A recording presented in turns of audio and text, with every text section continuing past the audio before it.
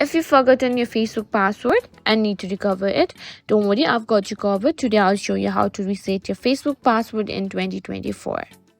First things first, open your web browser and go to www.facebook.com.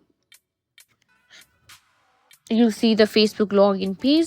Since you've forgotten your password, click on Forgotten Password below the field. Now you'll be redirected to Find Your Account page. Here, enter the email address or phone number associated with your Facebook account. Then click on Search. Now, Facebook will give you options. Click on Try Another Way. Now you can get a code to the email address or phone number you provided. Click on Continue.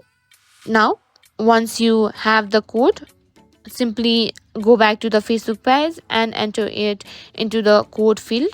Click Continue. You'll be prompted to create a new password. Choose a strong password that you haven't used. And that's all there is to it. You've successfully reset your Facebook password. But if you don't receive the verification code or encounter any issue, make sure to check your spam or junk email folder.